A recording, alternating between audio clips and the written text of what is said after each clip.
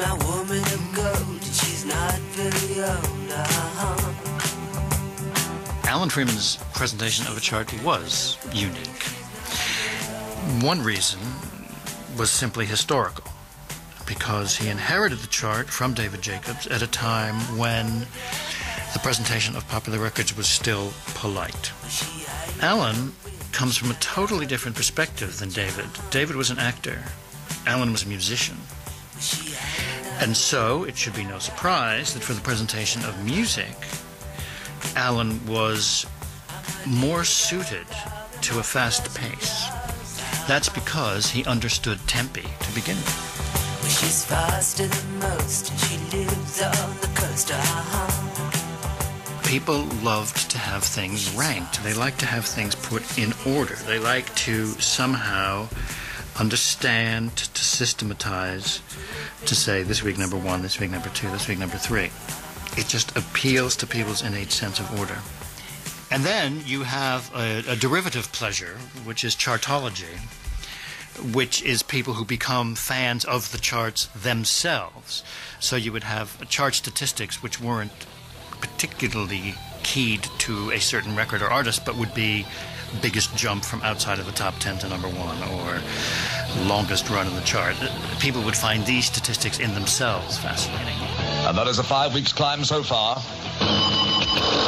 20, then 9, then 5, then 3. Up to 8 at number 2 this week. Deep Purple in Pick of the Pops and Black Knight. And again kept out by the number 1 for the 5 weeks running. With his typical humility, for he was a humble man, he thought, what if I put myself at the service of the music and adjust to the tempo of the music, adjust to the crescendo and the diminuendo of the music. And so the presentation becomes not just a series of words, but it becomes part of the broad musical experience itself. He may be speaking with his voice, but he's still speaking with a musical sensibility. After all, he had used this voice to sing opera. Now he was using this voice to convey information, but also to pace a program, to move it. And he became one with the records. And he's gone and done it again, all right. Came in last week at number 22 in the Pick of the Pops, top 30, bottom 10. Straight to the 10 this week. Number 9 for Donny Osmond and Too Young, and there ain't no movement for Michael.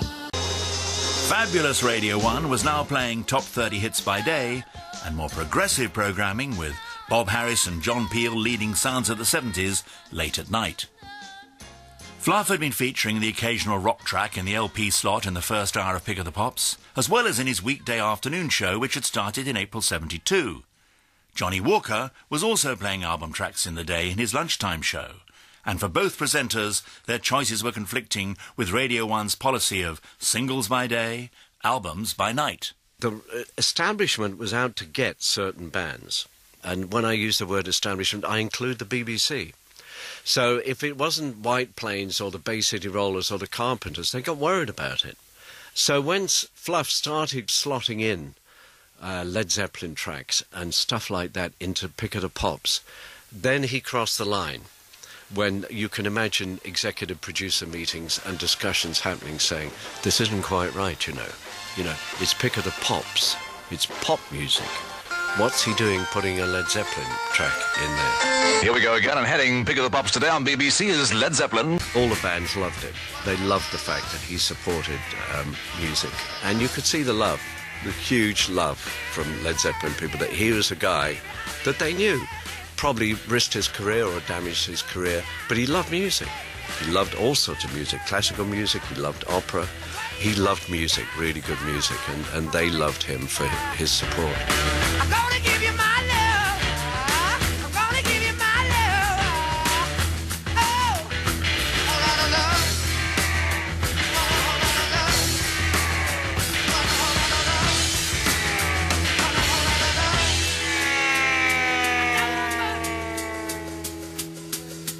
I listened to Pick of the Pops from the get-go, way back, long before I was in what you might call loosely a signature band. Led Zeppelin's Robert Plant. If I'm not mistaken, Fluff was radioing for a long time before 1968.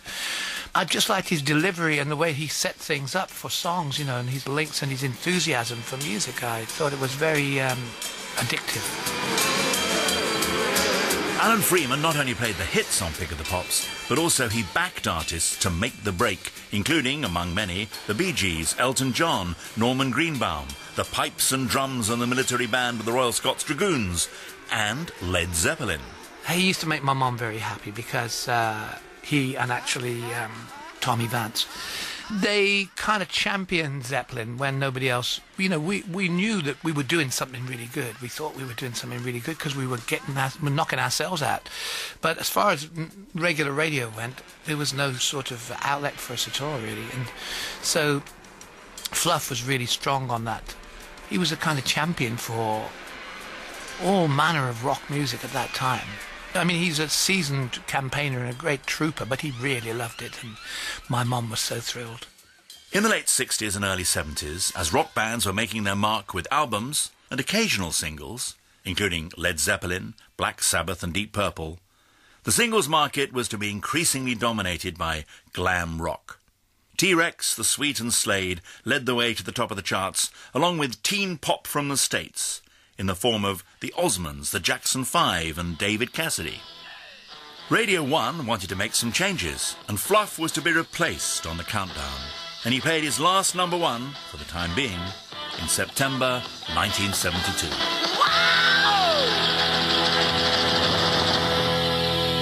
And that is a jump of 12. Came in last week at number 14, up to this week's number 2. That's T-Rex and Children of the Revolution. And here it is.